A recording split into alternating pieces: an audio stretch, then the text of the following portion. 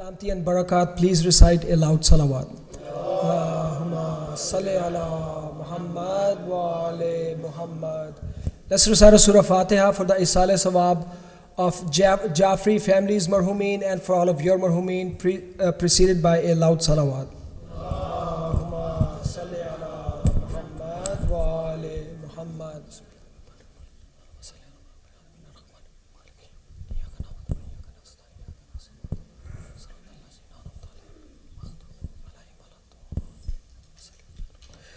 Ziyarat will be recited after the conclusion of lecture by Hujjatul Islam Maulana Rizwan Arastu. If you are staying for lecture, I kindly request to please make sure your cell phones are on a silent mode. If you are leaving, I request humbly to please do so as quietly as possible, so not to interfere with the lecture. And please do not congregate in the court area. And once again, I request the volunteers to please close the doors for courtroom, so the noise doesn't come in the masjid. Jazakallah.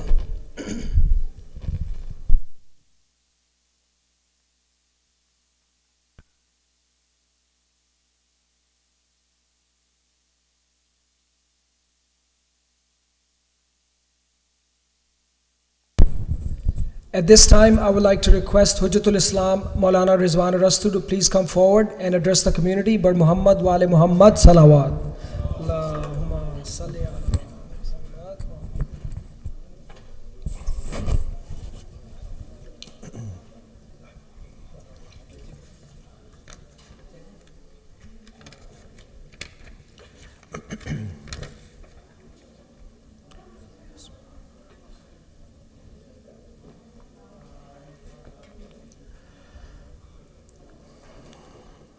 Bismillahir Rahmanir Rahim. Alhamdulillahi Rabbil Alameen. Wassalatu wassalamu ala ashrafil anbiya'i Muhammad wa ala ahli baytihi at-tayyibin at-tahirin. Allahumma salli ala Muhammad wa ali Muhammad. Rabbi shrah li sadri wa yassir li amri wahlul 'uqdatan min lisani yafqahu qawli. Amma ba'd.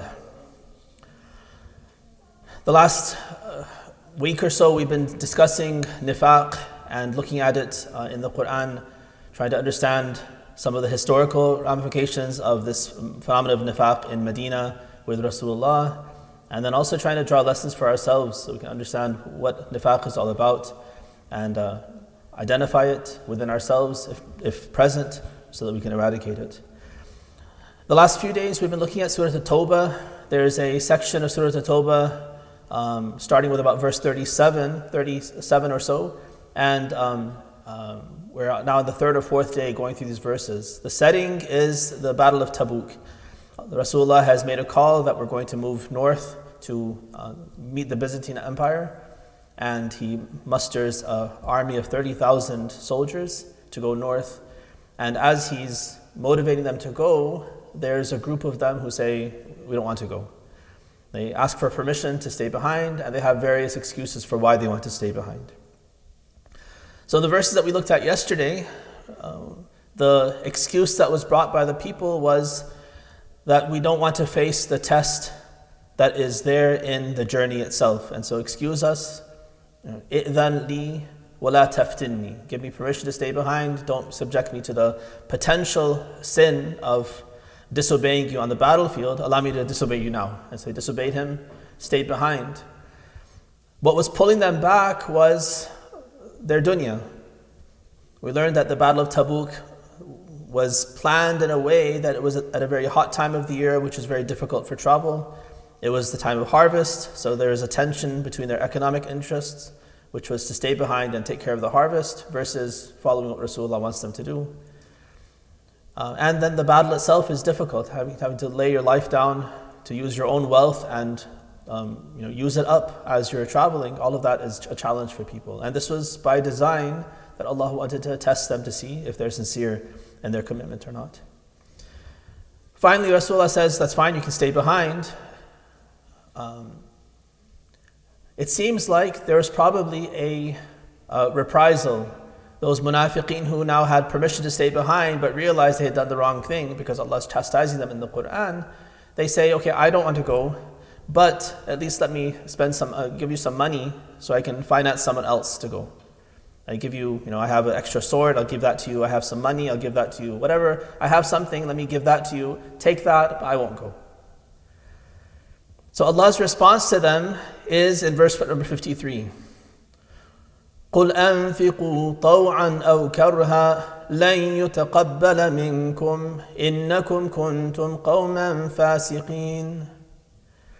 Allah says, spend, whether you spend willingly or because of coercion, Allah is not going to accept it from you.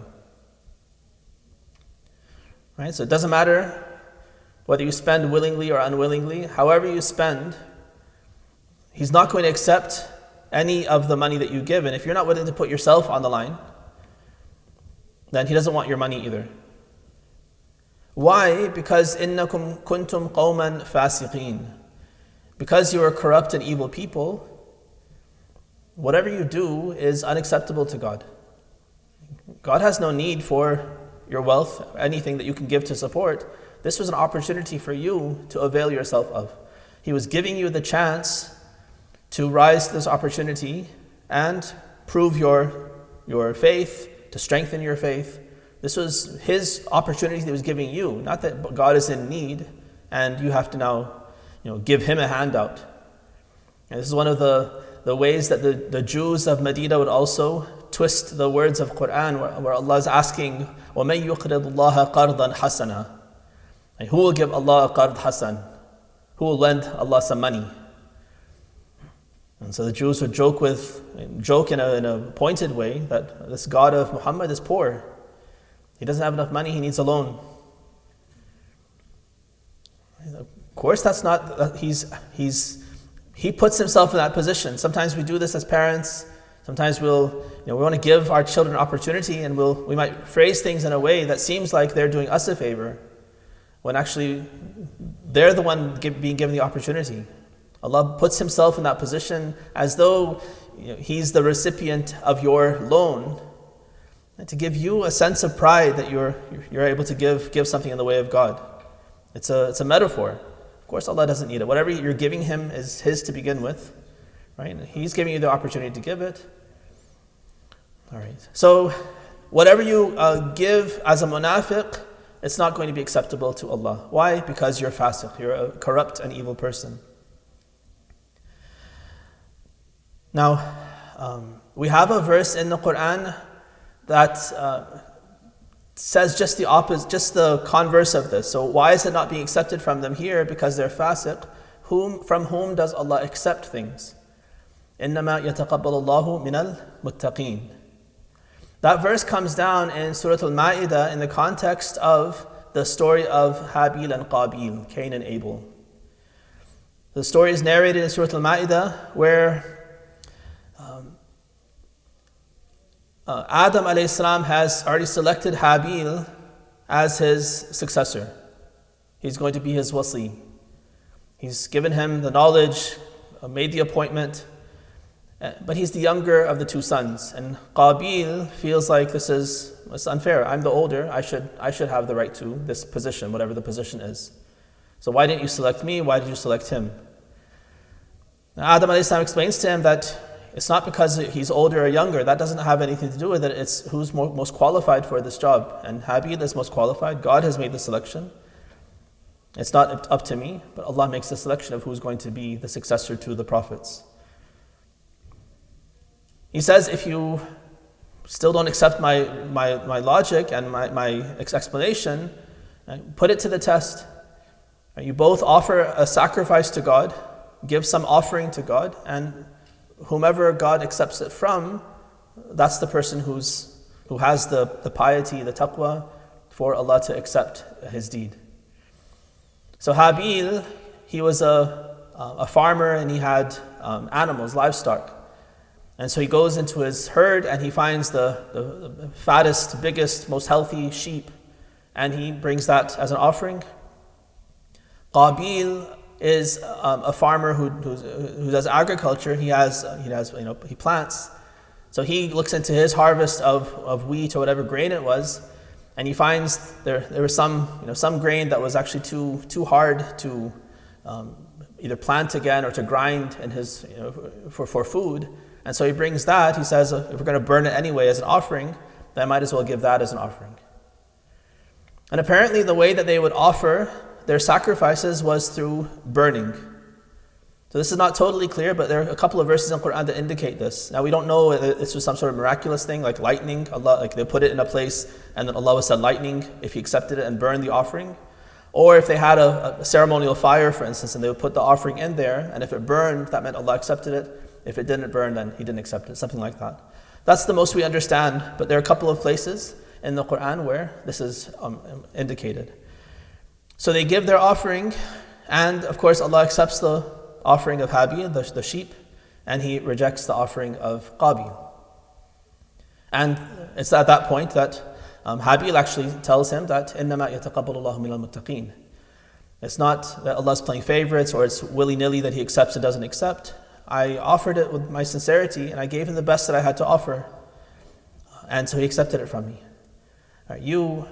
Whatever you had in your heart, but your sacrifice itself shows that you gave the worst. You gave what you couldn't use yourself, what was basically garbage of your own, and you gave it in God's way. There's no piety there. There's no taqwa there. And so Allah rejected it. And Qabil says, La aqtulannak, I'm going to kill you. He gets so jealous, he doesn't listen to reason, didn't listen to his father. And Habil's response is, even if you extend your hand to kill me, I'm not going to do the same to you.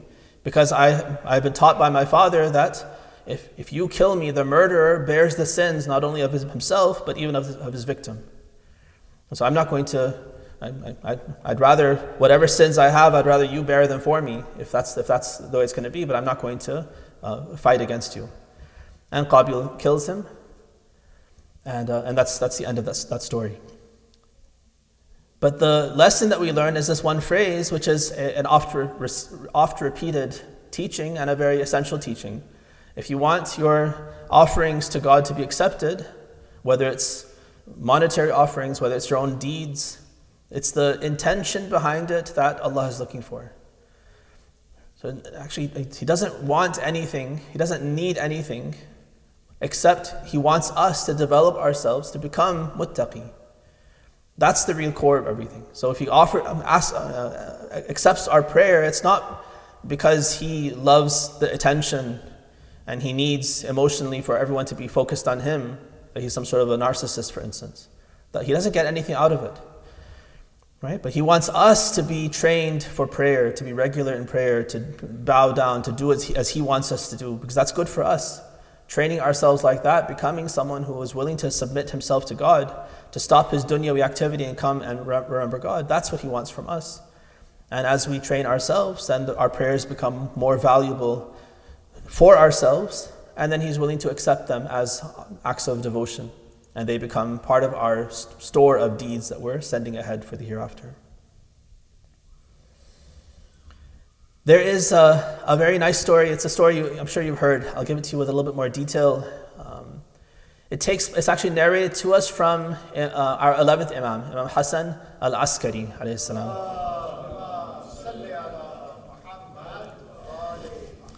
So he recounts this story from the time of his great-grandfather, Imam Sadiq alayhi salam.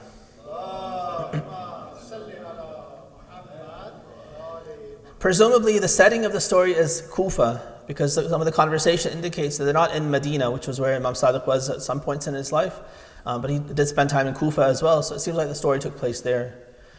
So let's say he goes to Kufa, and he sees that there's this one person that a lot of people are paying attention to. Everyone's gathered around him, listening to his stories. He's very popular. And so the Imam also wants to see what is it about this person that everyone's attracted to. So he watches from a distance, he sees them interacting, and then he sees that one person parts company from the rest of the group. And so the Imam follows him, kind of in disguise, covering his face, so he won't be recognized. He wants to see what this person is about. So the man goes and he goes to a bakery, and he spends some time kind of loitering around, and then when he sees that the baker is not looking, he grabs 2 pieces of bread, and he steals them. The Imam sees this and he says, maybe I'll give him the benefit of the doubt. Maybe there's some deal. Maybe the baker owed him, for instance. He had given extra money the previous day, and he owed him change. And so instead of change, he took the bread. There must have been some sort of understanding between them. So he makes an excuse for him and continues to watch him. Then he goes on and he goes to a fruit seller. And at the fruit stand, he does the same thing. He waits for the fruit seller to be heedless, and he grabs 2 pomegranates and he tucks them away. And he steals those 2. Still, the Imam thinks, well, maybe this could be also the same thing. Let's continue to watch him. So he follows the man, and then he sees that he goes to a hungry, sick person on the street, and he gives him the bread and gives him the pomegranates. Two loaves of bread, 2 pomegranates. So then the Imam approaches the man, approaches this one who had stolen and given, the Robin Hood, and he asked him, he said, I saw that people are very interested in what you have to say, and you're very attractive to people, and I also watched you do a couple of things. I wanted to understand, what are you all about? What are you doing? So the man very arrogantly, he asked him, who are you? And the Imam says, I'm a visitor from Medina. He says, where do you live in Medina? He tells him the neighborhood. He says, oh, so you're from Banu Hashim? He said, yes. So he said, oh, you must be Ja'far ibn Muhammad.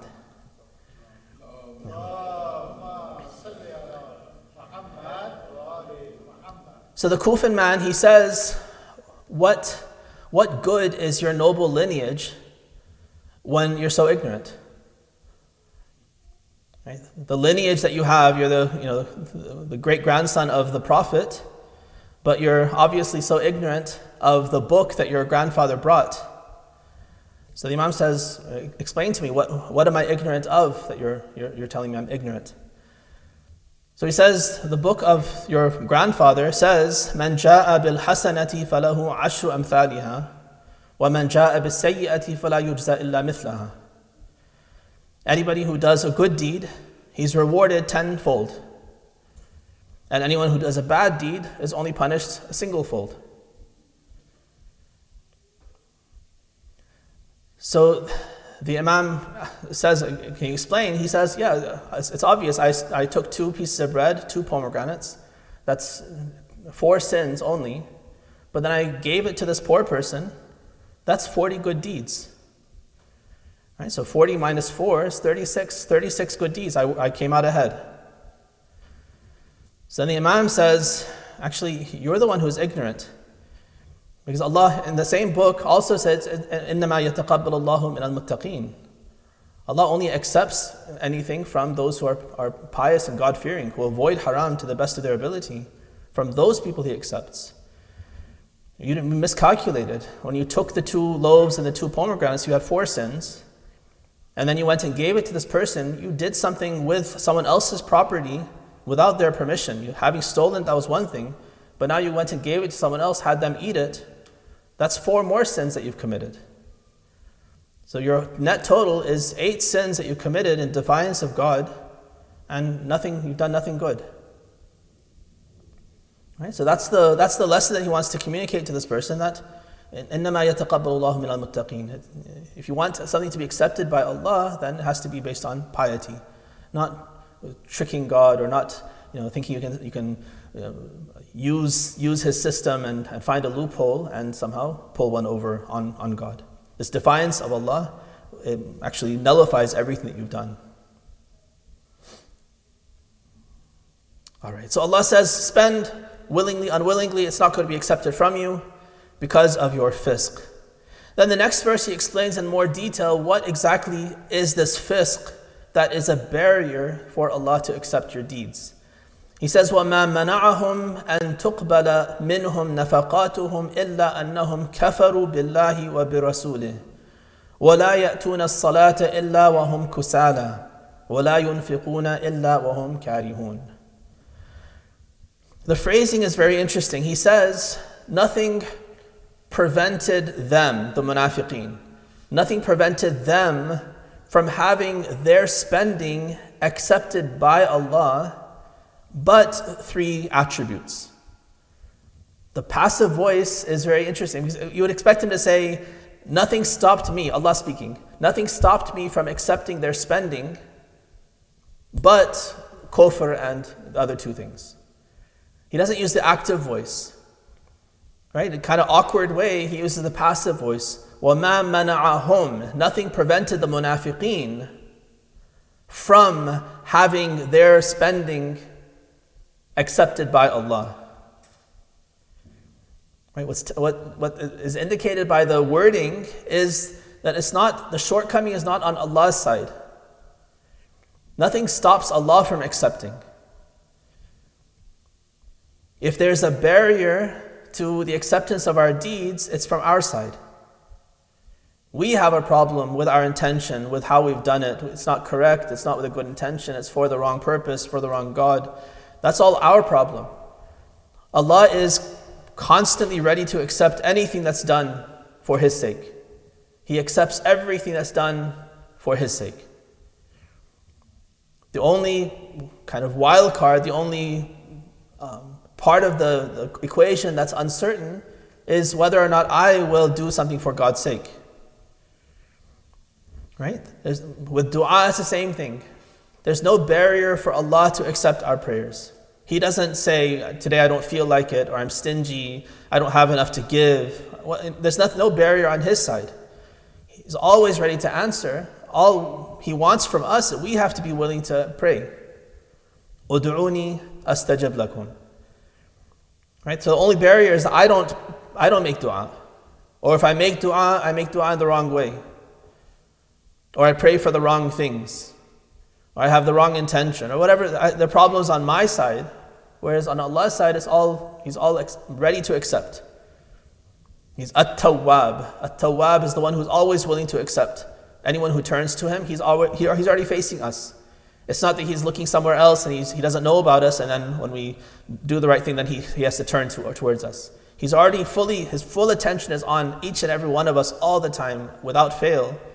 All He wants is for us to turn our attention to Him. The problem is that we are generally heedless. I don't know if you've had this experience. Sometimes you can pray a whole prayer and maybe never think about Allah at all.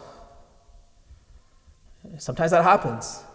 You go through the whole salah and you say everything right, you do everything right, but maybe you never actually think about Allah. You never actually think about the words you're saying or the fact that you're standing in front of Allah, that it's such an important deed that you're doing, that it's the difference between salvation and perdition. And that happens sometimes. Not because He's not focusing on us, it's because we're not focused on Him. Yeah, so the barrier is from our side. وَمَا مَنَعَهُمْ. Nothing stopped them from having their deeds accepted except for their problems, their kufr, their laziness in prayer, the way they gave charity. All right, so what are these three qualities? The three qualities are a very good summary of all the problems, the main problems a person can have that makes him so that he's not acceptable to God. One of them is belief related, and then two of them are action related, deed related. And the two deeds, one is worship, and one which is our connection with our Creator, and one is charity, which is our connection with creation. So it's a very comprehensive collection of three attributes that they have a problem with. First is أَنَّهُمْ كَفَرُوا بِاللَّهِ وَبِرَسُولِهِ. These are munafiqeen, they're Muslims, but in their heart they have rejected God and rejected His Prophet. Secondly, وَلَا يَأْتُونَ الصَّلَاةَ إِلَّا وَهُمْ كُسَالَى. Kusala is the plural of kaslan. Like kasal, I think, also comes into Urdu and Farsi. It's, for laziness. Right? So kaslan is somebody who is lazy, and kusala is the plural of that. So these people, these munafiqeen, when they come to prayer, they come lazily. And then third, they spend, right? They were trying to kind of pay their way out of this problem they put themselves into. They refused to fight for Rasulullah, but then they said, I'll give you my money instead. But it's not acceptable, because the only reason they're doing that is maybe to save face. It's so people don't forget that they're believers. Right? Or I'm also a Muslim here, I'll give you a little bit of money. Now that I'm put into a corner, I'll give you some money for your campaign. Right? They're forced into a corner. It's not willingly that they're giving it. This wasn't their first offering. It would have been one thing if right off the bat when Rasulullah said, we're going on this campaign, they come and say, look, I have extra money, how can we use this in the way of God?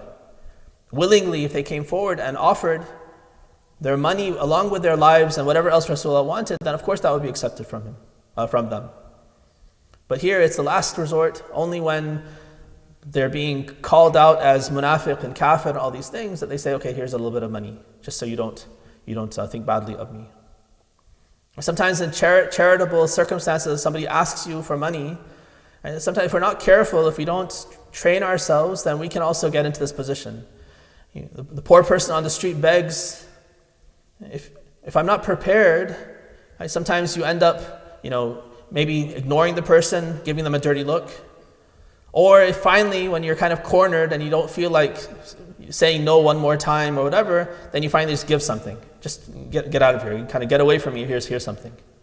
And that's the attitude that we give the person with. It's not devotion. It's not for the sake of God. It's not to preserve your honor. None of those good intentions are there. It's just, I'm uncomfortable with you around me, so please just get out of my face and take this money. That's the same kind of attitude that these munafiqeen had with Rasulullah. Right? Just take a little bit of money, just stop asking me, stop scolding me, stop bringing verses down from your God about me. Here's a little bit of money, just leave me alone. Right? So of course there's no sincerity in that. Their attention to prayer, again, they're Muslims who are munafiq, they're Muslims who are kafir at heart, and so they are praying, they are attending the prayers with other people, with other Muslims, but their problem is that they're lazy. And what does that mean? That means that they're not coming willingly.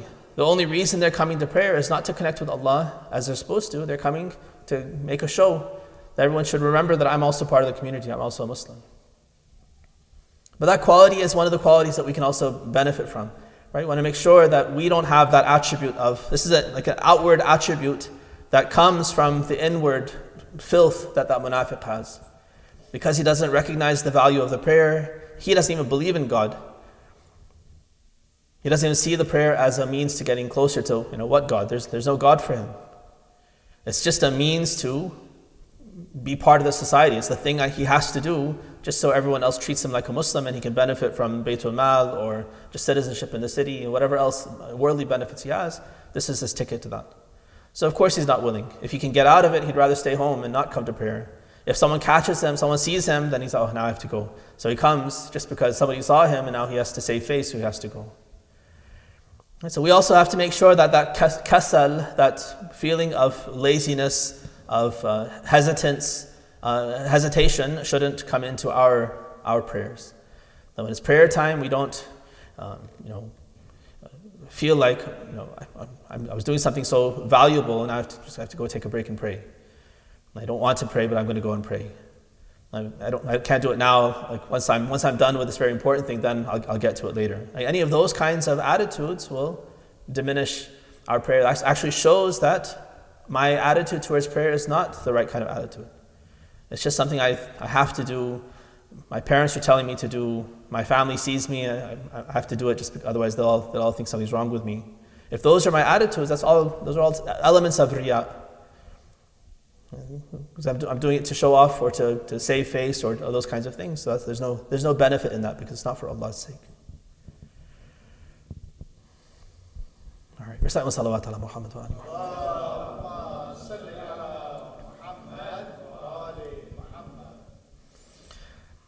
All right, so the verse then is telling us that the reason why Allah doesn't accept these people's act of charity is because they did it with this fisq in their heart, this evil sinfulness in their heart. What is the manifestation? Or he kind of say he breaks down that sinfulness into three parts.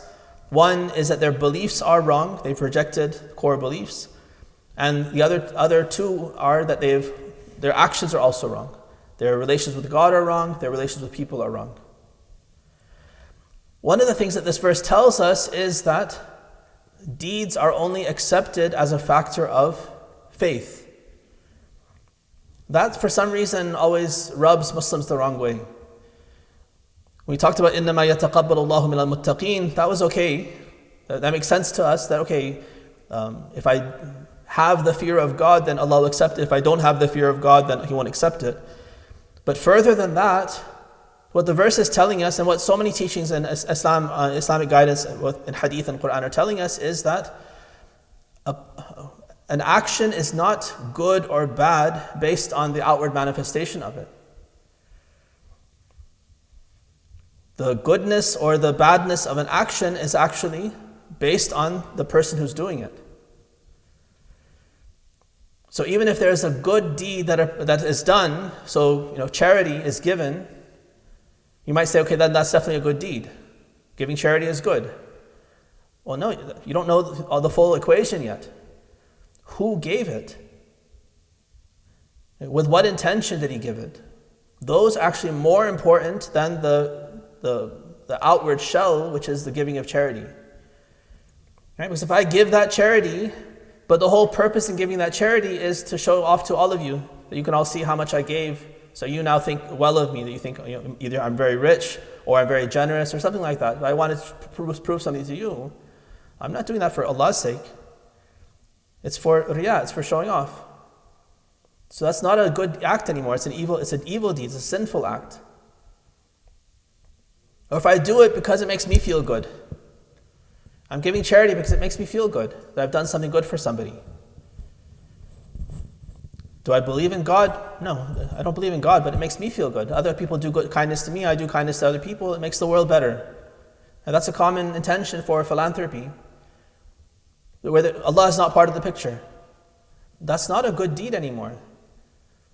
In a dunyawi sense, you could say it's a deed that will have some good. Whoever receives that money will of course benefit from it in a dunyawi sense. But in terms of you now benefiting from that act as a part of your store of what you're going to benefit from in the hereafter, there's nothing there. It's a hollow shell of an act, because Allah was not at the center of it.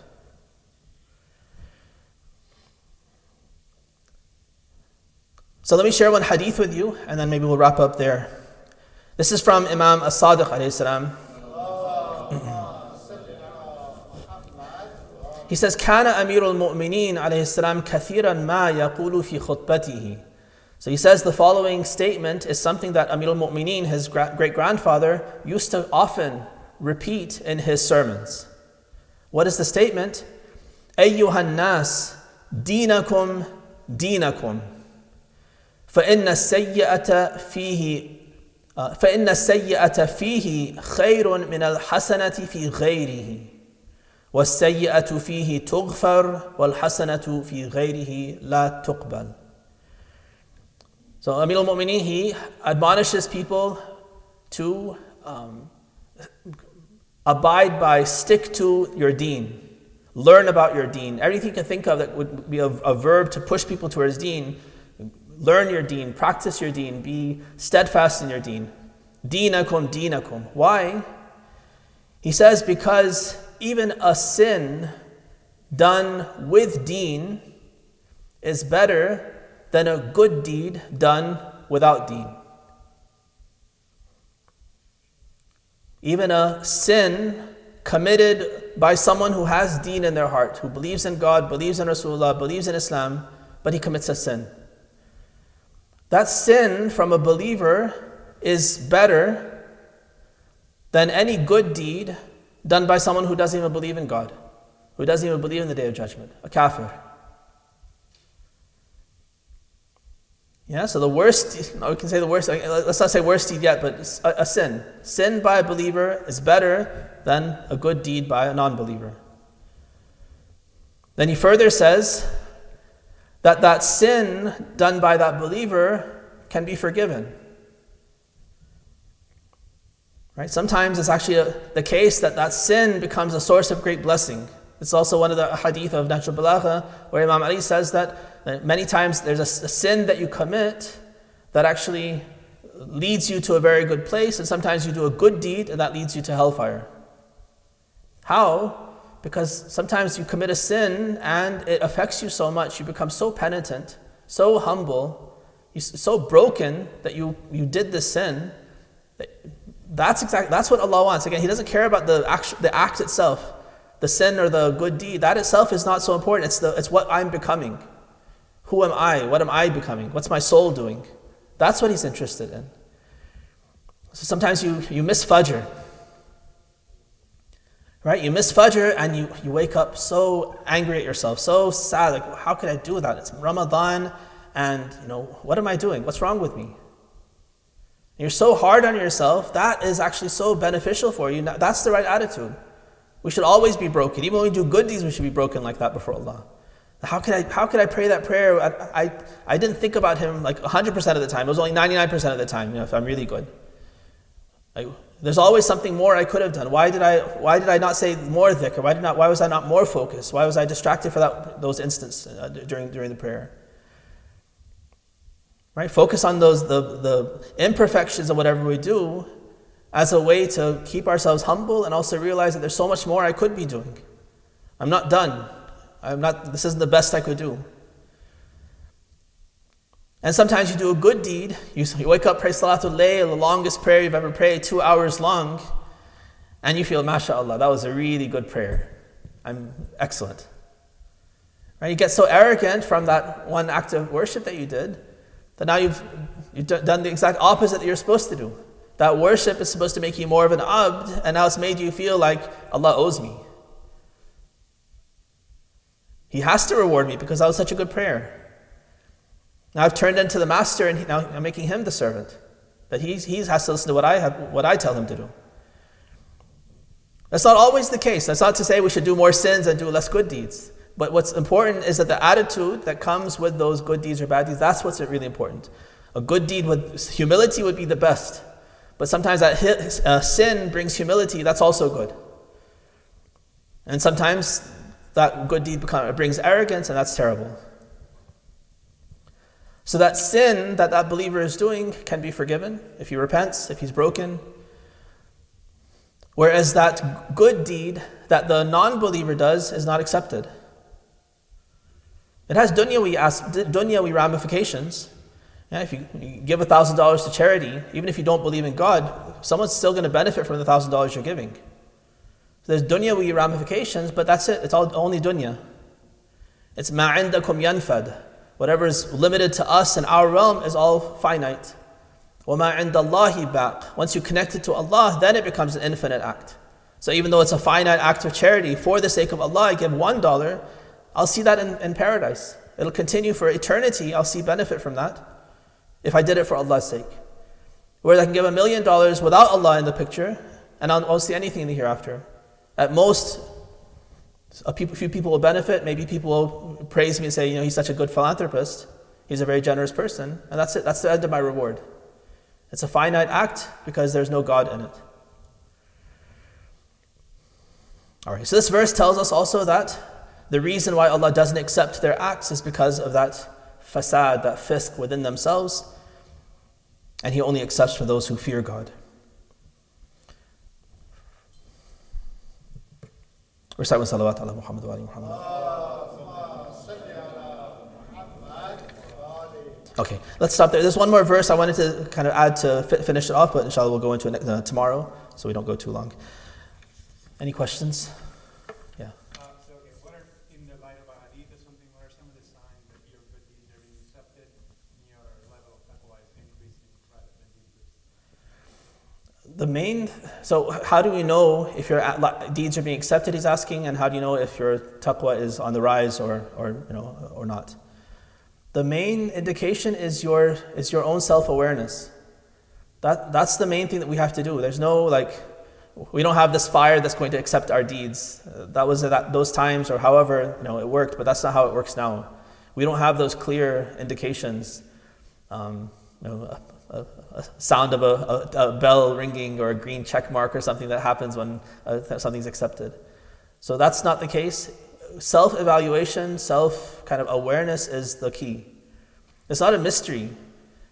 I can see myself, I can see how am I feeling? I offer my prayer, am I turning around feeling arrogant in front of everyone that that was such a good prayer and I'm better than all these people, or I offer my nafilah prayers and I see people going off to dinner, I say, those people they're nobodies. I stayed and prayed 2 rak'ah. Right? If I feel arrogant because that's 2 rak'ah, then that's obvious indication that they're actually better. I should have joined them and eaten because at least there's some benefit there. Here I didn't benefit at all. In fact, I harmed myself by offering these 2 rak'ah that led to arrogance. That comes from self-evaluation. I see my own attitude. I see what I'm thinking of, myself, my relationship with Allah, my relationship to people. If I'm starting to think of myself as better than other people, then there's something wrong with me. If I'm starting to think that I'm entitled to God's reward, He owes me something, there's something wrong with me. So those are indications, but you can judge those by looking at yourself, thinking about who you are, what your attitudes are, and being very honest with you. That's what muhasabatun nafs is, right? Hasibu anfusakum qabla an tuhasabu. Take that account of yourself before Allah takes the account of you.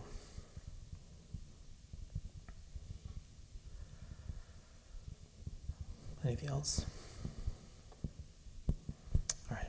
Allah, we ask you to shower your mercy and blessings on Muhammad and the family of Muhammad.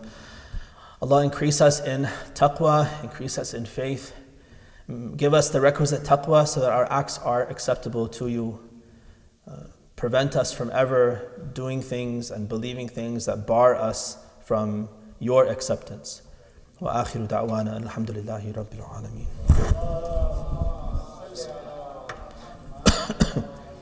بسم الله الرحمن الرحيم السلام عليك يا رسول الله السلام على الأئمة الهادين المهديين السلام على جميع أنبياء الله ورسله وملائكته السلام علينا وعلى عباد الله الصالحين السلام عليكم ورحمة الله وبركاته